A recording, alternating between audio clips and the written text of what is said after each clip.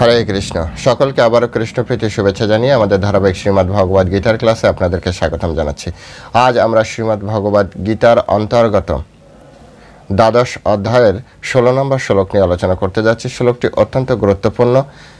কিছু ব্যক্তি আছেন যারা ভগবত ভক্তির সাথে সাথে বিভিন্ন দলের সাথে যুক্ত আছেন, তো তাদের জন্য কিছু বিশেষ নিউজ এই শ্লোকের মাধ্যমে দেওয়া আছে। যাদের জীবনধারা কি করা উচিত এখানে সুন্দরভাবে পরিচালনার যে একটা গাইডলাইন দেওয়া আছে, তাই প্রত্যেকের জন্য যারা ভগবত ভক্তির মাধ্যমে ভগবত ধাম ফিরে যেতে চান তাদের জন্য এটি অত্যন্ত গুরুত্বপূর্ণ। তো চলুন শুরু করি। শুরুতে ছোট্ট একটা অনুরোধ, যারা চ্যানেলে প্রথমবার এসেছেন অবশ্যই চ্যানেলটি সাবস্ক্রাইব করতে ভুলবেন না এবং ভিডিওটি লাইক এবং শেয়ার করবেন যাতে হাজারো মানুষ এই ভিডিওটি দেখতে পারে। কমেন্ট সেকশনে আপনি অবশ্যই আপনার মতামত লিখবেন যাতে মানুষ বা আমি বুঝতে পারি যে আসলে আপনারা কি ভাবছেন। তো চলুন শুরু করি। নম ওম বিষ্ণুপাদায় কৃষ্ণ প্রেষ্ঠায় ভূতলে শ্রীমতী ভক্তি বেদান্ত স্বামিনে নামিনে নমস্তে সারস্বতী দেবে গৌরবাণী প্রচারিণে নির্বিশেষ শূন্যবাদী পাশ্চাত্য দেশতারিণে বাঞ্ছা কল্পতরুর্ভষ্ট কৃপা সিন্ধু ব্যবচ পতিতানাম পাবনেভ্য বৈষ্ণবেভ্য নমো নমঃ। জয় অনন্ত কোটি বৈষ্ণববৃন্দ কি জয়, শিল প্রভুপাদ কি জয়, নিতাই গৌর শ্রীতনাথ প্রীতি প্রমানন্দে হরি বল। হরে কৃষ্ণ কৃষ্ণ কৃষ্ণ হরে হরে, হরে রাম রাম রাম হরে হরে। ওম নমো ভগবতে বাসুদেবায়। ওম নমো ভগবতে বাসুদেবায়। ওম নমো ভগবতে বাসুদেবায়। শ্রীমদ্ ভগবদ গীতা দ্বাদশ অধ্যায় ভক্তিযোগ শ্লোক নম্বর 16।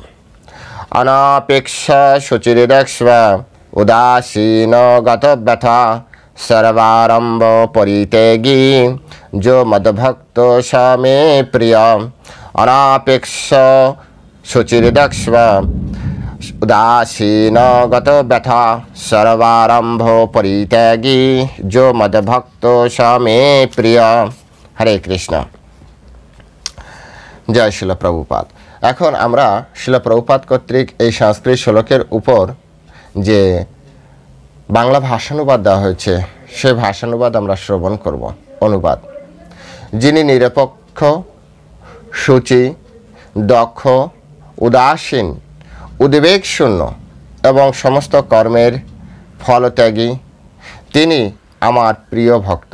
আমি আরেকবার পড়ছি। যিনি নিরপেক্ষ, সূচি, দক্ষ, উদাসীন, উদ্বেগ শূন্য এবং সমস্ত কর্মের ফলত্যাগী, তিনি আমার অত্যন্ত প্রিয় ভক্ত। হরে কৃষ্ণ। জয় শিল প্রভুপাদ কি জয়। এখন আমরা শিল প্রভুপাদ কর্তৃক এই সংস্কৃত শ্লোকের উপরে যে তাৎপর্য প্রদান করা হয়েছে, সাথে সাথে শিল বলদেব বিদ্যাভূষণ এবং বিশ্বনাথ চক্রবর্তী ঠাকুর ওনার যে তাৎপর্য প্রদান করেছেন সেই তাৎপর্যের আলোকে, অর্থাৎ তিনজনের তাৎপর্যের আলোকে এই শ্লোকটি আমরা হৃদয়ঙ্গম করার চেষ্টা করব। কিভাবে আমাদের ব্যক্তিগত জীবনে আমরা প্রয়োগ করার মাধ্যমে আমরা কৃষ্ণের প্রিয় ভক্ত হতে পারি, আমরা অন্তিমে ভগবত ধাম যেতে পারি, সেই বিষয়টি নিয়ে আমরা চিন্তা করব। এটি যদি আমরা না করতে পারি তাহলে আমাদের আমরা ফেলিওর হয়ে যাব। তাই ভগবত ভক্তিতে যাদের ইচ্ছা আছে, ভগবত ধাম যাওয়ার যাদের ইচ্ছা আছে, তাদের জন্য তো এটি অত্যন্ত গুরুত্বপূর্ণ একটি শ্লোক। যদ্যপি খুব কম লোক আছেন যারা ভগবদ গীতার এই তত্ত্ব ধারাবাহিকভাবে হৃদয়ঙ্গম করতে চেষ্টা করছেন, আর এতে সাধারণ মানুষেরও কোনো দোষ নেই। পরমেশ্বর ভগবান এই গীতাটা সহজ সরল করলেও সাধারণ মানুষের হয়তো বোধগম্যতার বাইরে।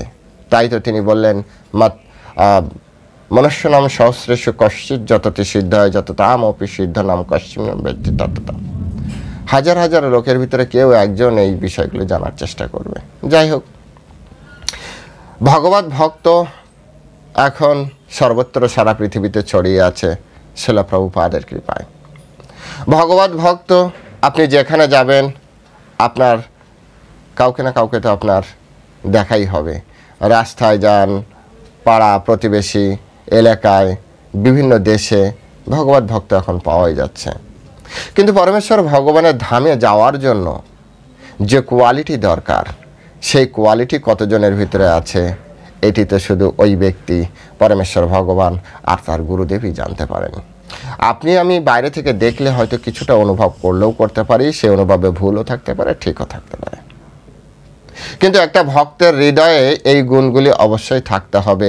বিশেষ 12 অধ্যায়ের 13 থেকে 20 নম্বর শ্লোক পর্যন্ত। আজ আমরা 16 নম্বর শ্লোক নিয়ে আলোচনায় ব্রতী হয়েছি। প্রথম শর্ত দিয়েছে নিরপেক্ষ।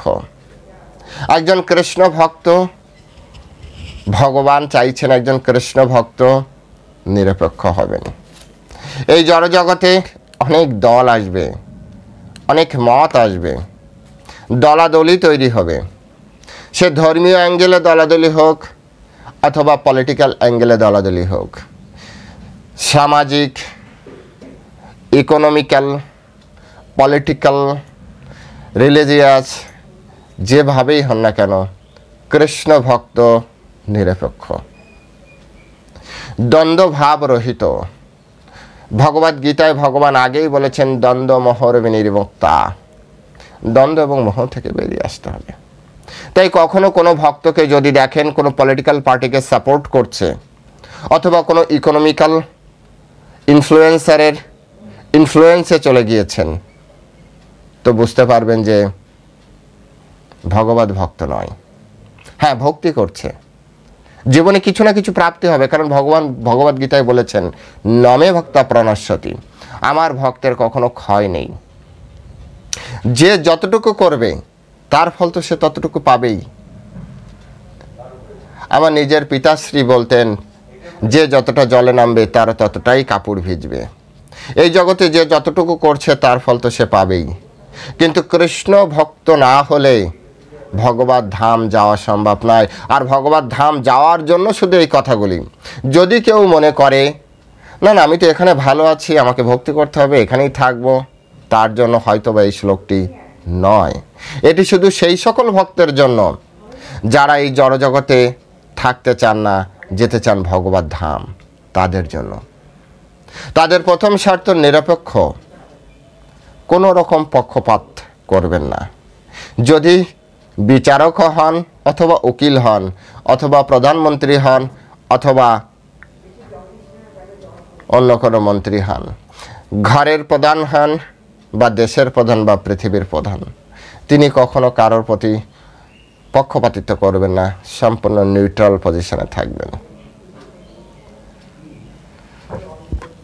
আসলে কেন এই নিউট্রাল পজিশনে থাকা দরকার? বলা হচ্ছে, বেদে বলা হচ্ছে স্বগোত্রীয় সঙ্গ হয়। আপনিও দেখবেন এই জড়জগতে স্বগোত্রীয় সঙ্গটা কেমন হয়। বলা হচ্ছে কাক কাকের সাথে মেশে, হরিণ হরিণের সাথে মেশে, গরু গরুর সাথে মেশে। গরু বাঘের সম্পর্ক তৈরি হয় না, হরিণ সিংহের সম্পর্ক তৈরি হয় না। বৈষ্ণব আচার্যরা বলেছেন জলের সাথে জলে মিশিয়ে আপনা তেলে জলে মিশাইলে কভু তো মিশে না। জল জলের সাথে মিশে যাবে, তেল তেলের সাথে মিশে যাবে, জল আর তেল কখনোই মিশবে না। তাই ভক্তগণ, আচার্যরা, বৈষ্ণব ঠাকুরেরা বলেছেন কৃষ্ণ গুণা হয়ে লহ কৃষ্ণের নাম। যদি কৃষ্ণে আপনার ভক্তি করতে হয় তাহলে তো কৃষ্ণের মতোই আপনাকে উদার হতে হবে।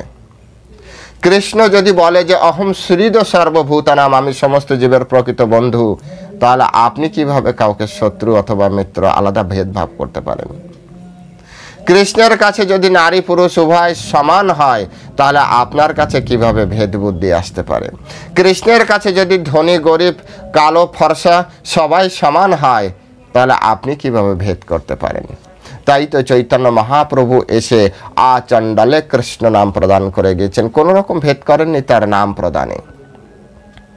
যোগ্য অযোগ্য পাত্র অপাত্র বিচার না করে সম্পূর্ণভাবে ভগবানের নাম সবাইকে, যে তার কাছে হাত জোড় করেছে তার কাছেও তিনি দিয়ে দিয়েছেন।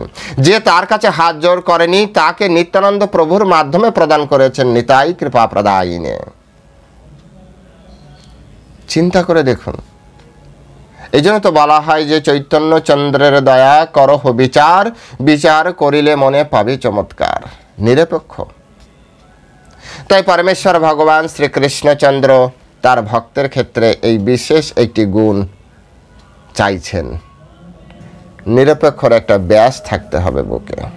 যেভাবে প্রত্যেকটা আর্মি যত বেশি র্যাঙ্কিং পায় তার এক একটা করে ব্যাস লাগে, বড় বড় মেডেল লাগে, ঠিক তেমনি পরমেশ্বর ভগবান শ্রীকৃষ্ণের ধামে যাওয়ার জন্য আপনার এখানে ব্যাস থাকতে হবে, নিরপেক্ষ, সূচি, দক্ষ, উদাসীন, উদ্বেগশূন্য। এর আগেও তো অনেকগুলো বলেছি, এই সব ব্যাস মেডেল এখানে থাকতে হবে। তবে বলবে এটা আমার লোক, আসতে দাও। বড় জায়গায় যাওয়ার জন্য বড় বড় কোনো কিছু করা দরকার। আর এটা কোনো আর্টিফিশিয়াল নয় বন্ধুগণ। আপনি যদি মনে করেন এটি আর্টিফিশিয়ালি আপনি এটি ডেভেলপ করবেন লোক চক্ষে, তাহলে তো আমি প্রায় একই কথা বলি। আপনি আমাকে ঠকাতে পারবেন, আপনি আপনাকেও ঠকাতে পারবেন, কিন্তু যার জন্য করছেন তাকে ঠকাতে পারবেন না। ভক্তগণ, যার জন্য এই ভগবত ভক্তি, তাকে ঠকানো সম্ভব নয়। যেহেতু তাকে ঠকানো সম্ভব নয়, তাই কোনোভাবেই চিটিং করার কোনো যে প্রবণতা বা চিটিং করার যে ইচ্ছা, সেটা না থাকাই ভালো। তাই তো বাসু ঘোষ বলেছেন, গাও গাও পুনঃ গৌরাঙ্গের গুণ, সরল করিয়া মন। মন সরল করে চৈতন্য মহাপ্রভুর কীর্তন করুন। সরলতা। সনাতন গোস্বামী বলেছেন, যদি আমি শিশুর মতো সরল হতে পারতাম তাহলে আমি একটু নিশ্চিন্তে ভগবত ভজন করতে পারতাম। ভক্তগণ, শিশুর মতো সরলতার কতটা প্রয়োজন, এই জন্য এখানে পরমেশ্বর ভগবান বললেন নিরপেক্ষ। একটা শিশু যেমন ছোটবেলায় মাটিও খেতে পারে, তারপরে পায়েসও খেতে পারে, মলমূত্র খেতে পারে, সে সম্পূর্ণভাবে নিরপেক্ষ থাকে। শিশু যেমন নিরপেক্ষ, ঠিক তেমনি একজন কৃষ্ণ ভক্ত হবে নিরপেক্ষ। সে কখনো পক্ষপাতিত্ব করবে না। যদি পক্ষপাতিত্ব করে তাহলে সে পূর্ণরূপে, ভগবান তো বলেই দিয়েছেন যে স মে প্রিয়, সে আমার প্রিয়, যেটি নয় সে ভগবানের প্রিয় নয়। আর ভগবানের যদি প্রিয় না হয় বন্ধুগণ, তাহলে কিভাবে আপনি ভগবত ধামে যেতে পারবেন? প্রিয় ভক্তবৃন্দ, আপনি কিভাবে ভগবত ধাম যেতে পারবেন যদি আপনি ভগবানের বন্ধুরূপে নিজেকে তৈরি না করতে পারেন? ভগবত ধাম যাওয়া অতটা সহজ নয় যতটা সাধারণ মানুষ ভাবছে। এই জব করছি, এই প্রসাদ পাচ্ছি, তিলক তো পড়েছি, বড় বড় মালা পড়েছি, ভগবত ধাম তো আমার নিশ্চিত না। আপনার ভিতরে এই গুণগুলি তৈরি হয়েছে কিনা সেটি দেখতে হবে। একটা বড় কোম্পানিতে যদি আপনি চাকরিও করতে চান, সেই বড় কোম্পানি কিছু কিছু বিষয় আপনার কাছে চায়, যেমন ইংলিশে পারদর্শিতা ধরুন, একটা কোয়ালিটি। এবার আপনার অনেক বড় সার্টিফিকেট আছে, আপনি অনেক কিছু জানেন, অনেক কিছু বসলেন, কিন্তু আপনি হয়তো ইংলিশে পারদর্শী নন, আপনার চাকরি কি হবে? আপনি বলুন, আপনার চাকরি হবে? পাবলিক কমিউনিকেশনে হয়তো আপনাকে অত্যন্ত দক্ষ হওয়ার বিষয় চাইছে, কিন্তু আপনি পাবলিক কমিউনিকেশন ভালো না, কিন্তু আপনি অত্যন্ত মেধাবী, কিন্তু পাবলিক ডিলিংস বোঝেন না, আপনার কি চাকরিটি হবে? ঠিক একইভাবে পরমেশ্বর ভগবান বলছেন এই গুণগুলি থাকলেই তবে সে আমার প্রিয়। তাহলে এই গুণগুলি যদি আমাদের না থাকে তাহলে আমরা কিভাবে প্রিয় হতে পারবো? তাই প্রথম শর্ত নিরপেক্ষ, না কোনো পলিটিক্যালি ইনভলভমেন্ট থাকবে, না ইকোনমিক্যাল ইনফ্লুয়েন্সারদের আন্ডারে থাকবে, যদি থাকে তো হরে কৃষ্ণ, না সোশিওলজিক্যাল কারো আন্ডারে একজন কৃষ্ণ ভক্ত থাকবে না। দেখবেন বড় বড় মহারাজরা তারা কারো আন্ডারে থাকেন না, তারা তাদের জীবন দর্শন সুন্দরভাবে পরিচালনা করেন, বড় বড় ব্যক্তিরা এসে তার চরণ ধৌত করে। শিলা প্রভুপাদের মতো একজন ব্যক্তির উদাহরণ তো আমরা দিতেই পারি। শিলা প্রভুপাদ সারা পৃথিবীতে প্রচার করেছেন, কখনো কারো কাছে মাথা নত করেননি, কখনো কারো সাথে হাত মিলাননি, ঠিক আছে আমি এটা করে দিচ্ছি, ওটা করে দিচ্ছি আপনার জন্য। তাই ভক্তগণ, ভক্তদের অবশ্যই সাবধান থাকতে হবে। আমরাও দেখি অনেক ভক্তগণ আছে যারা ইসকন ভক্ত হওয়া সত্ত্বেও অনেক সময় আমাদের এখানে মাঝে মাঝে চলে আসে। কি কারণে চলে আসে? এসে লুকায়। কিভাবে লুকায়? কোনো একটা ভোট হওয়ার পরে তাদের ফ্যামিলির উপরে প্রেশার ক্রিয়েট হচ্ছে, হয়তো তাদের যে দলটি হেরে গিয়েছে, বিরোধীতে সে যে দল করতো না সেই দল জিতে গিয়েছে। ভক্তগণ, কৃষ্ণ বলছেন তুমি নিরপেক্ষ থাকো, আপনি কেন দল করছেন? এই জড়জগতের দলদারি আমার আপনার জন্য নয়। এই জড়জগতের দলদারি আমার আপনার জন্য নয়। অ্যাজ এ সিটিজেন আপনি নিরপেক্ষভাবে যাকে ভোট দেওয়ার, আপনার ভোট দেওয়া আপনার অধিকার, ঠিক আছে, নিরপেক্ষভাবে বিচার করে যাকে ভালো লাগেন তাকে দিন। এখন তো সিস্টেম এমন যে আপনাকে প্রকাশ্যে দিতে হচ্ছে না, আপনি আপনার মতো করে দিন। আপনি কেন পলিটিক্যালি জড়িয়ে পড়ছেন? পরমেশ্বর ভগবান এটা পছন্দ করছেন না। তাই যারা এটা করছেন তারা হয় গীতা পড়ছেন না, নাই গীতাকে ব্যবহার করছেন পোশাক আকারে ব্যবহার করছেন যে আমি সাধু, আমি সাধুরা দেখো অমুক দলের পক্ষে গ্রহণ করেছি। কৃষ্ণ পলিটিক্যাল ইনভলভমেন্ট পছন্দ করেন না। দ্বিতীয় পয়েন্ট, সূচি। কৃষ্ণ ভক্ত সূচি হবে। শৌচতা ভক্তের, যে কোনো কৃষ্ণ ভক্ত কেন, যে কোনো ভক্তের শৌচতা সব থেকে গুরুত্বপূর্ণ। বিনা সূচি সে ভগবত ভক্তি, কোনো ভক্তি করতে পারবে না। অশৌচ অবস্থায় মন দুর্বল থাকে, অশৌচ অবস্থায় তার মন অস্থির থাকে। এই জন্য সূচিতা অত্যন্ত গুরুত্বপূর্ণ। একজন কৃষ্ণ ভক্তের জন্য সূচিতা অত্যন্ত গুরুত্বপূর্ণ।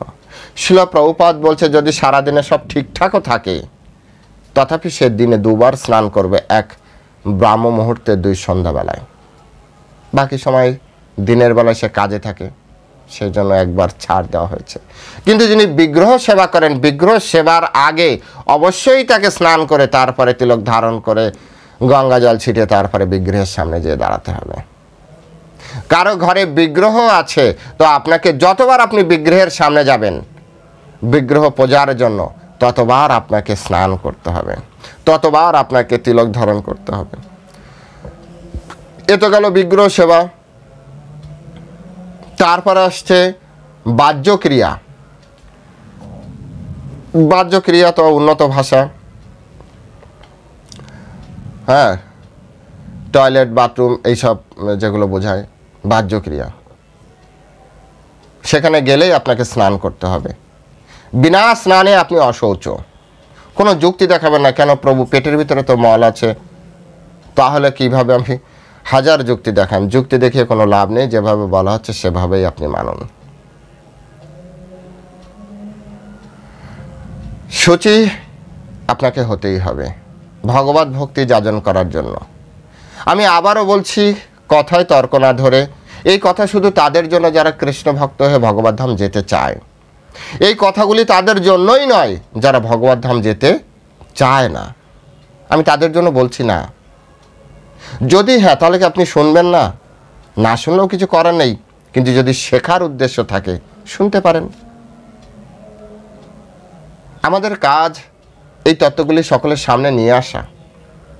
অনলাইনে এই কারণে বলছি, কারণ এখন সকলে অনলাইন নির্ভর হয়ে গেছে, পড়াশোনা ছেড়ে দিয়েছে। তাই বাধ্যতামূলক আমাদেরও এই কষ্ট করে একবার পড়ছি আবার আপনাদের জন্য নিয়ে আসছি। আমাদেরও অধিক সময় যাচ্ছে, আপনাদের তো সময় একবার যাচ্ছে, আমাদের যাচ্ছে অনেকবার। এক নিজের পড়াশোনা, তারপর আবার এটা পরে আবার আপনাদের জন্য তৈরি করা, শুধু আপনাদের জন্য। কারণ আপনারা যাতে অনলাইনের মাধ্যমে কিছু না কিছু শিখতে পারেন। কিন্তু তর্ক করলে শিখবেন কোথায়? বিশ্বাসে মিলায় বস্তু তর্কে বহু দূর। তর্কে শুধুমাত্র দূরত্ব বাড়বে। শিক্ষার উদ্দেশ্যে প্রশ্ন করা যেতে পারে, কিন্তু ব্লকিংয়ের উদ্দেশ্যে তর্ক করে ব্লক করে দিয়ে লাভ কি? যদি জানার উদ্দেশ্য থাকে কমেন্ট সেকশনে অবশ্যই লিখতে পারেন আপনি আপনার অভিমত জানার উদ্দেশ্যে। কিন্তু কিছু বিষয় এমন প্রশ্ন, যে প্রশ্নগুলোর উত্তর দিতে গেলেই কেমন যেন একটা দ্বিধা লাগে। তাই ভক্তগণ, ভগবান এখানে বলছেন সূচি, যতটা সম্ভব সূচি থাকার চেষ্টা করুন। বাহ্যক্রিয়ায় যাওয়ার সাথে সাথে স্নান, এসে তিলক ধারণ, তারপরে সকালে এবং সন্ধ্যায় স্নান। যারা বিগ্রহ সেবা করবেন বিগ্রহ সেবার আগেই স্নান। জানেন, যে বস্ত্রে খাবার খাওয়া হয় সেই বস্ত্র খাবার খাওয়ার পরে যে আবার স্নান করতে হয়, কারণ পুরো শরীর এঁটো হয়ে যায়। সেই ক্ষেত্রে যদি আপনি বাইরে থাকেন তো একটা সহজ উপায় আছে, আপনি জল নিয়ে হাত মুখ ধোয়ার পরে জল নিয়ে মাথায় সারা শরীরে ভালো করে একটু ছিটিয়ে নিন। তারপরে একটা মন্ত্র আছে, ওম অপবিত্র পবিত্রবান সদ্বা বাস্তান গত বিভা যত স্মরে পুণ্ডরিকাক্ষং সবাজ্য অভ্যন্তর সূচি ওম নমসূচি নমসূচি নমসূচি এই মন্ত্র উচ্চারণ করুন। আসমন করে নিন যারা আসমন মন্ত্র পারেন, ব্যাস আপনি সূচি হয়ে গেলেন। কিন্তু আপনাকে এটা করতে হবে, বিনা তর্কে এগুলো গ্রহণ করুন। দেখবেন যে আপনার মন পবিত্র হতে শুরু করেছে, আপনার জীবন পবিত্র হতে শুরু করেছে এবং আপনি নূতন করে এই জগৎকে সুন্দরভাবে দেখতে শুরু করেছেন। মানুষ কখন ক্রিমিনাল অ্যাক্টিভিটিসের সাথে যুক্ত হয়? যখন মানুষের চেতনা বিক্ষিপ্ত থাকে, যখন মানুষের চেতনা অস্থির থাকে, যখন মানুষ শুদ্ধ চেতনায় থাকে না। শুদ্ধ চেতনা কখন আসে? যখন একজন ব্যক্তি শুচিতা সম্পন্ন জীবনযাপন করে, তখন তার শুদ্ধতার কারণ তার শুদ্ধ চেতনা থাকে। পৃথিবীতে এটা গবেষণা করে দেখা গিয়েছে, বড় বড় ঘর থেকে, একটা বনেদি পরিবার থেকে খুব কম বা নেই বললেই চলে ক্রিমিনাল জন্মগ্রহণ, ক্রিমিনাল তৈরি হয়েছে। ক্রিমিনাল তৈরি হয় দেখবেন যে একেবারে খুব অশৌচ যে এলাকা, সেই এলাকার থাকা অবস্থায়। এটা সাইকোলজি। আমি আবারও বলছি, তর্ক করবেন, আপনারা এটা পরীক্ষা করে দেখুন। যেখানে অশৌচ দশা থাকে, সেখানে মানুষের চেতনা অস্থির থাকে, সেখানে দৈব প্রভাব কম থাকে, আর তার ফলে কি হয়? সমাজে বিশৃঙ্খলা ওইখান থেকে শুরু হয়। আর তার ঢেউ একবার যদি একটা পুকুরে একটা কোনো কারণে ঢিল পড়ে না, সেই ওয়েভটাও অনেক দূরে যায়। তাই শুচিতা অত্যন্ত গুরুত্বপূর্ণ। প্রত্যেকটা মানুষ, আপনি ভগবত ভক্তি যদি নাও করতে চান, তথাপি আপনার শুচি হওয়া দরকার। বড় টয়লেট করার পরে যদি কেউ স্নান না করে, তাহলে ভবিষ্যতে তার পাগল হয়ে যাওয়ার চান্স বেশি থাকে। কারণ যে বায়ুর প্রেসারে বলা হচ্ছে, আয়ুর্বেদ মতে যে বায়ুর প্রেসারে মল পরিত্যাগ হয়, সেই বায়ু তৎক্ষণাৎ মাথায় যে আপনার অবস্থান করে, এবং তারপরে সে যদি জল দ্বারা স্নান না করে, সে পাগল হয়ে যাবে। এবার পাগল হয়ে যাবে মানে কি? পাগলের মতো আচরণ করবে। বিষয়টা এমন যে তার যে আচরণ সুস্থ স্বাভাবিক মানুষের মতো হবে না। যেমন এই জগৎ দেখুন আপনি কেমনভাবে চলছে, খাদ্য অখাদ্যে বিচার নেই, কি করবে কি না করবে বিচার নেই। শিক্ষিত মানুষ নেশা করছে, আরে শিক্ষিত মানুষ কেন নেশা করবে? সে জানে না যে নেশা করলে তার লিভার, কিডনি, ফুসফুস সব চলে যাবে। কি এমন লেখাপড়া শিখলো যে তার এই এই এই জ্ঞানটুকু আসলো না? তার শরীরকে ভালো রাখার, সে শুধু পড়তে, শুধু বড় একটা সার্টিফিকেট অর্জন করাতে, সেটাই তার শিক্ষা। শিক্ষাটা তো বুঝতে হবে। শিক্ষার উদ্দেশ্য কি? আপনাকে আপনি ভালো রাখবেন। কিন্তু এটা তার চেতনা যেহেতু অশৌচ অবস্থায় সে জীবনযাপন করার কারণে তার চেতনা মানে শুদ্ধ নয়, তাই শিক্ষা ঠিকভাবে কাজ করতে পারছে না। এরপরে আসছে দক্ষতা। কৃষ্ণ ভক্ত অত্যন্ত দক্ষ হবে। কৃষ্ণ ভক্ত অত্যন্ত দক্ষ হবে, ভগবান চাইছেন। কিসে দক্ষ? কিসে দক্ষ? ভক্তিতে দক্ষ, সেবায় দক্ষ, সেবায় দক্ষ। শিলা প্রভুপাদ বলতেন সুইফট অ্যান্ড ফাস্ট।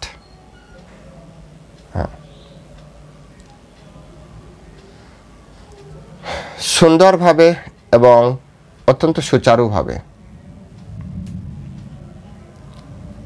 অত্যন্ত সুন্দরভাবে পরিচালনা করতে হবে, নিখুঁতভাবে করতে হবে।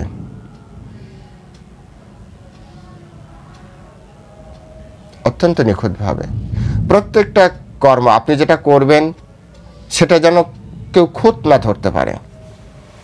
আপনি যেটা বলবেন সেটা যাতে খুঁত না ধরতে পারে, এই জন্য শাস্ত্রীয় রেফারেন্স থাকতে হবে। ভগবদ গীতায় ভগবান বলে দিয়েছেন, তস্মাৎ শাস্ত্রম প্রমাণম তে কার্য ব্যবস্থিত। শাস্ত্রই একমাত্র প্রমাণ, কি বলবেন কি বলবেন না, কি করবেন কি করবেন না, কি খাবেন কি খাবেন না। যেখানে দ্বন্দ্বভাব আসে সেখানে শাস্ত্র প্রমাণ। তো এখানে বলা হচ্ছে যে দক্ষ, পরমেশ্বর ভগবান চাইছেন দক্ষ। আপনি যে সেবাটা করবেন সেই সেবাটা যাতে আপনার দক্ষতা থাকে। আপনি যদি আরতি করেন তো সুন্দর করে আরতি করেন, যাতে ভগবান আপনার প্রতি মোহিত হয়ে যায়। ছেলেটা আরতি করছে বটে। কিছু ব্যক্তি আরতি আছে, আমার এক গুরু ভাই আছে, আরতি করে, আমি মোহিত হয়ে যাই, এত সুন্দর করে তার আরতি করার স্টাইল। উজ্জয়িনীতে থাকে, এখন মন্দিরে পূজা করছে। এত বৈষ্ণব হিসেবে তো অত্যন্ত মহান। বৈষ্ণবতায় আমার দৃষ্টিতে তার কোনো খুঁত নেই। আর তার আরতিতে সে এত বেশি দক্ষ, সদা হাস্যোজ্জ্বল মুখ যেভাবে একটা বৈষ্ণবের থাকা উচিত। মহান বৈষ্ণব, অনেক কিছু শিক্ষণীয় আছে, অত্যন্ত দক্ষ। প্রসঙ্গত তাই বললাম, দক্ষ হতে হবে। আপনি যদি সবজি কাটার কাজ করেন, ও প্রভু আমি তো আরতি করতে পারি না, তাহলে আমার কি হবে? আরে আপনি যদি সবজি কাটতে পারেন, সবজি কাটাটাকে অত্যন্ত দক্ষতার সহিত করতে হবে। আপনি ঝাড়ু দিচ্ছেন, ঝাড়ু দেওয়াটাও আপনার অত্যন্ত দক্ষতার সহিত করতে হবে। যে কাজ আপনি ভগবানের জন্য করেন সেই কাজটি অত্যন্ত দক্ষতার সহিত করতে হবে। আপনি যদি ভজন কীর্তন করার আপনার গুণ থাকে, এটাকে আপনি এতটা দক্ষ করুন যাতে আপনি যখন কীর্তন করবেন ভগবান এসে আপনার সামনে শুনতে থাকে। আহ, কি কীর্তন! ভক্ত সব মোহিত শুধু নয়, সমস্ত দেবতাগণ শুধু নয়, ভগবান পর্যন্ত মোহিত হয়ে যায়। এমনভাবে কীর্তন করুন, দক্ষ। আপনি আর এটা বর্তমান সময়ে দেখুন, দক্ষ ব্যক্তি ছাড়া কেউ কোনো কোম্পানিতে আজ আর কিন্তু নেয় না। আজ শুধু সার্টিফিকেট থাকলেই আপনাকে আমাকে নিবে না চাকরিতে। আমি জানি না আপনারা কথাটা এগ্রি করছেন কিনা। যদি না করেন লিখবেন, কমেন্ট সেকশন খোলা আছে আপনাদের জন্য। আমি কমেন্ট সেকশন বন্ধ করি না, কারণ প্রত্যেকের ছোট ছোট কথা থেকে, উপদেশ থেকে আমি আমাকে পরিবর্তন করতে পারি। আমার জীবনে সবসময় আমি এভাবেই নিজেকে করে রেখেছি। যদি কেউ গালি দেয় তাকেও প্রণাম করে ওটা সাইডে রাখে, কিন্তু কেউ যদি আমাকে হিতোপদেশ দেয় গ্রহণ করলে সমস্যা কি? আমার ভালোর জন্য কেউ যদি হিতোপদেশ দেয়। ভক্তগণ, দক্ষতা এত গভীর একটা বিষয় যে বর্তমান সময়েও আপনি দক্ষতা ছাড়া চাকরি করতে পারবেন না। বিনা দক্ষতা আপনার ব্যবসা দাঁড় করাতে পারবেন না। ব্যবসা তো শুরু করতে পারবেন, কিন্তু দাঁড় করানো এত সহজ নয়। তাই জড়জগতে যেমন দক্ষ ব্যক্তির খুব প্রয়োজন, খুব ডিমান্ড, ঠিক তেমনি পরমেশ্বর ভগবানও নিজে চাইছেন দক্ষ ব্যক্তিগুলোই আমার কাছে আসুক। হয়তো কেউ রান্নায় দক্ষ, তো কেউ গানে দক্ষ, কেউ হয়তো আরতিতে দক্ষ, কেউ হয়তো পাঠে দক্ষ, কেউ হয়তো বিভিন্ন কাজে ভগবানের সেবা আছে, কেউ হয়তো শৃঙ্গারে দক্ষ, কেউ হয়তো যজ্ঞে দক্ষ, কেউ হয়তো মন্ত্র উচ্চারণে দক্ষ। বিভিন্নভাবে ভগবানের ভক্তিতে বিভিন্নভাবে দক্ষ। দক্ষতা তো থাকতেই হবে। এরপরে বলা হচ্ছে উদ্বেগ শূন্য। আগেই বলা হচ্ছে এই উদ্বেগটা কতবার বলা হলো।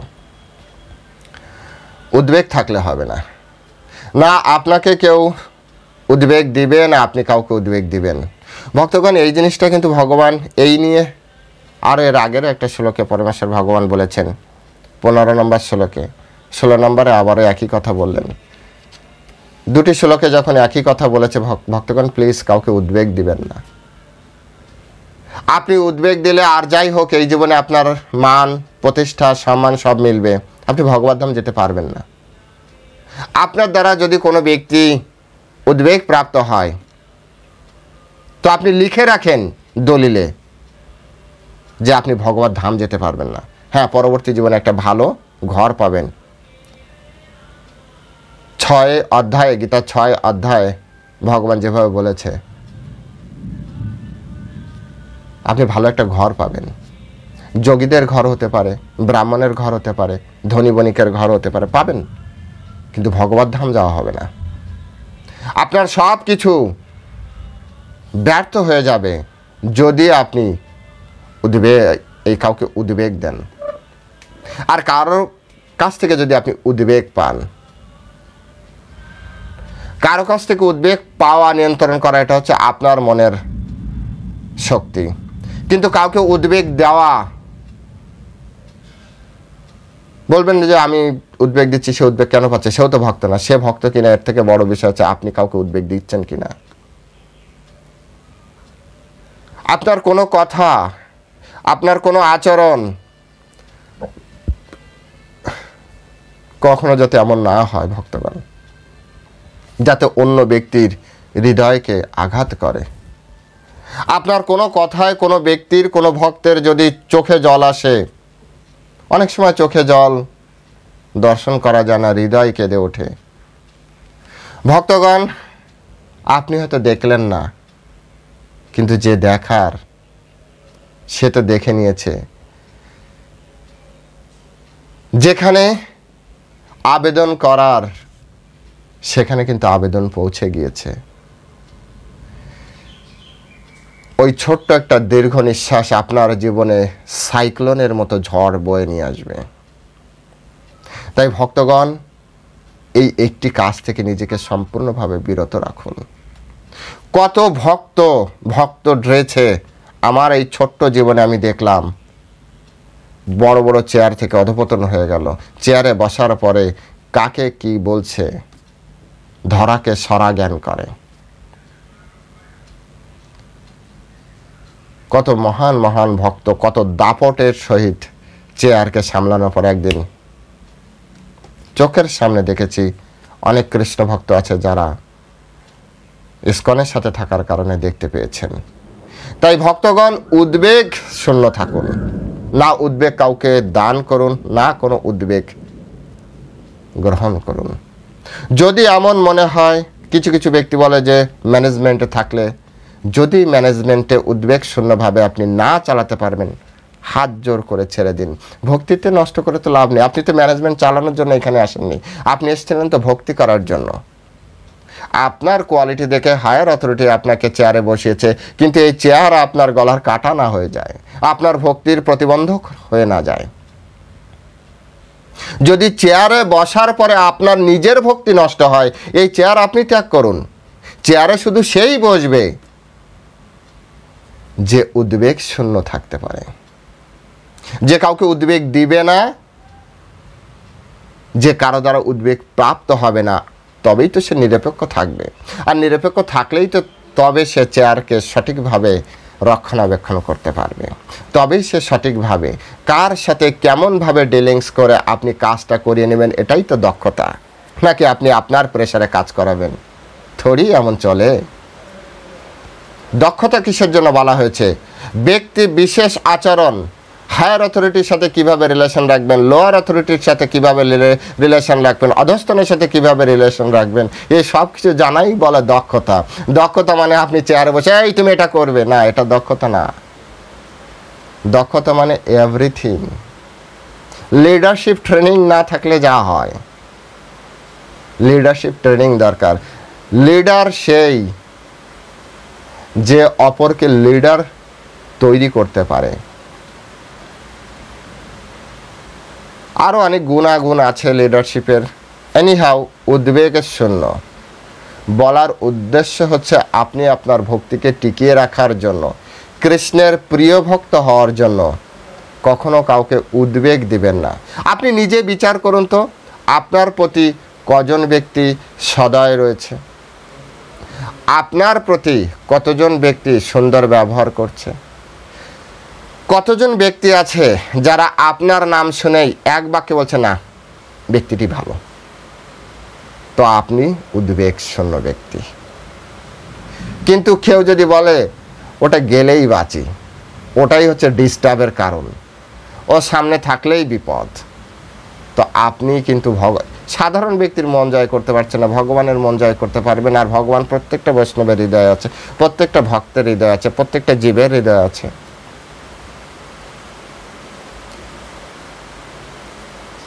প্রত্যেকটা শব্দ বিচার করতে হবে যদি ভগবত ধাম যাওয়ার ইচ্ছা থাকে। আর যদি এই জগতে আধিপত্য করতে চান তো করুন, তার জন্য গীতার দরকার হয় না, তার জন্য আরও অনেক কিছুর অনেক সাইট আছে যেখানে যে আপনি দেখাতে পারবেন। গীতার দল এসেছেন মানে গীতার মতো করে চলুন, কৃষ্ণের নির্দেশিত পথে চলুন। দেখুন, শিবজি মহারাজের জীবনী থেকে আমরা শিখতে পারি অনেক অনেক দেবতা ছিল, ইন্দ্র ছিল, ব্রহ্মা ছিল।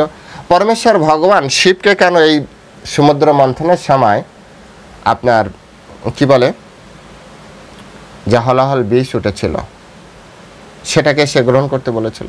কারণ শিবজি মহারাজই পারফেক্ট ব্যক্তি, ওটা যদি ভিতরে যায় না তো ওনারও ক্ষতি হবে, তাই উনি কণ্ঠে ধারণ করে রেখেছিলেন। না উপরে ছিল না নিচে ছিল, কণ্ঠে ছিল, তাই তো তার নাম নীলকণ্ঠমণি।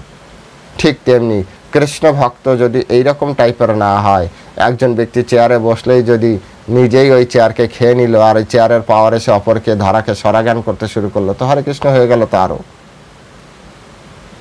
তুমি শুধু অপরকে মারবে না ভাই, তুমি মারার জন্য রেডি হয়েছে, কারণ অপরকে তো কৃষ্ণ রক্ষা করবে। ভগবদ গীতা ভগবান কি বলেছেন? পরিত্রাণায় সাধুনাম বিনাশায় চ দুষ্কৃতাম। সাধুদের তো ভগবান রক্ষা করবে, কারণ তুমি যার উপরে রুল করবে সে তো যে ভগবানের কাছে বলবে ভগবান আমি কি করব, আমি ছোট মানুষ, উনি তো অনেক বড় সিনিয়র, আমি কিচ্ছু করার নেই। রক্ষা কাকে করবে, তোমাকে না তাকে? তুমি নিজের ক্ষমতা দেখাচ্ছ আর সে তো তার ক্ষমতা কৃষ্ণের চরণে সমর্পণ করেছে।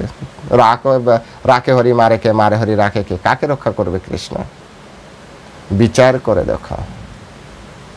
তাই সবসময় উদ্বেগ শূন্য, উদ্বেগ না গ্রহণ করুন, না উদ্বেগ প্রদান করুন। পরে শিল প্রভুপাদ বলেছে সমস্ত কর্মের ফলত্যাগী। কিন্তু এখানে একটা জিনিস আমাদেরকে একটু দেখতে হবে, এখানে শব্দ রয়েছে সর্বারম্ভ। সর্বারম্ভ বলতে যখন তিনি শব্দবিন্যাস শব্দের বাংলা করেছেন তখন বলেছেন সমস্ত কর্মের প্রচেষ্টা, কিন্তু যখন তিনি লাইনের সাথে মিলিয়েছেন তখন তিনি বলছেন কর্মের ফল ত্যাগ করা। দুটা দিক থেকে আমাদের দেখতে হবে।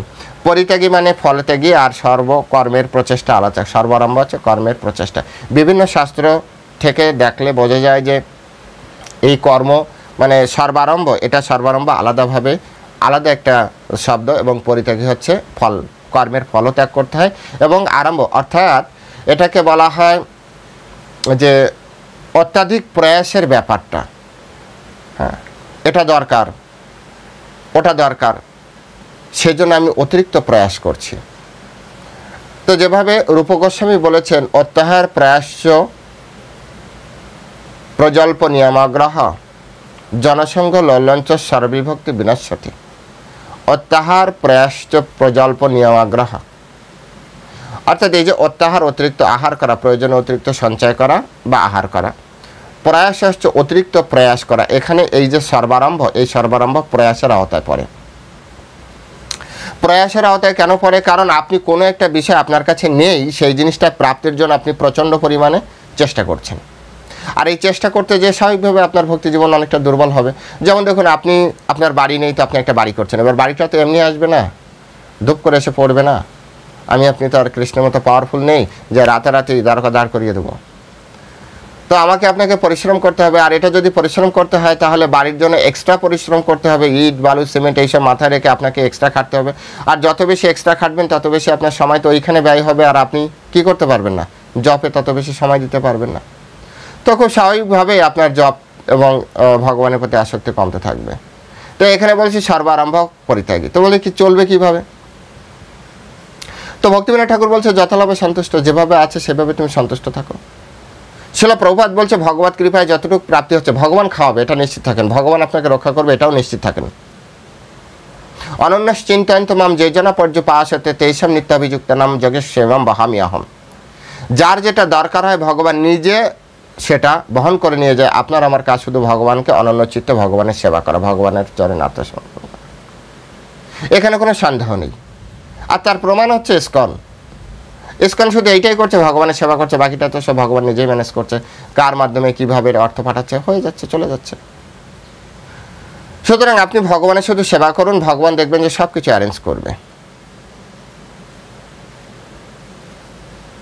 বৃথা বা অতিরিক্ত প্রয়াস করার এখানে নিষেধ করা আছে। আর পরিত্যাগী মানে ফলটাও পরিত্যাগ করেন। যদি আপনি কর্ম করেন সেই কর্মের ফল আপনি ত্যাগ করেন। বিভিন্ন জায়গায় বিভিন্নভাবে বলা হচ্ছে যে কর্মের ফলটা আপনার আমার জন্য বন্ধনের কারণ, এই কর্মের ফল ত্যাগ করলেই আপনি বেঁচে যাব। সুতরাং কর্মের ফল অত্যন্ত গুরুত্বপূর্ণ। ফল প্রাপ্তি যদি হয় তাহলে বন্ধন প্রাপ্তি হবে। সেটা সোনার ছিকল হবে না লোহার ছিকল হবে, এটা তো নির্ভর করবে আপনার কর্মের ফলের উপরে, কিন্তু বন্ধন প্রাপ্তি হবে এটা কিন্তু নিশ্চিত। তাই উত্তম পন্থা হচ্ছে আপনি কর্মের ফল পরমেশ্বর ভগবানের চরণে সমর্পণ করে দিন। তারপরে বলা হচ্ছে মদ্ভক্ত সচমে প্রিয়, সমে প্রিয়, অর্থাৎ তিনি আমার প্রিয় ভক্ত। ভক্তগণ, ভগবানের প্রিয় ভক্ত হওয়ার জন্যই আমাদের এই পথে আসা, ভগবানের প্রিয় ভক্ত হওয়ার জন্যই আমাদের ভক্তি জীবনে ধীরে ধীরে এগিয়ে চলা। তাই সকলে আসুন, যে যার জায়গা থেকে এই শাস্ত্র অনুযায়ী নিজেকে পরিবর্তন করার চেষ্টা করি। এটা শুধু পড়ার বিষয় না, নিজের জীবনে প্রয়োগের বিষয়। এর বাস্তব প্রয়োগ রয়েছে। যদি আপনার জীবনে এই ধরনের জীবনযাপন হয়, দেখুন তো এই জগতে কেউ আপনার শত্রু মিত্র থাকবে না, সবার সাথে আপনার ভালো সম্পর্ক থাকবে, পরিবারের সকলের সাথে আপনার ভালো রিলেশন থাকবে, প্রতিবেশীর সাথে ভালো রিলেশন থাকবে, সমাজের প্রত্যেকটা মানুষের সাথে আপনার ভালো রিলেশন থাকবে। সকলে আপনার জন্য অত্যন্ত সহানুভূতিশীল দৃষ্টি থাকবে, একটা উন্নত দৃষ্টি থাকবে। বন্ধুগণ, হওয়া উচিত এমন যে যখন আমরা জন্মগ্রহণ করেছি তখন সবাই হেসেছে,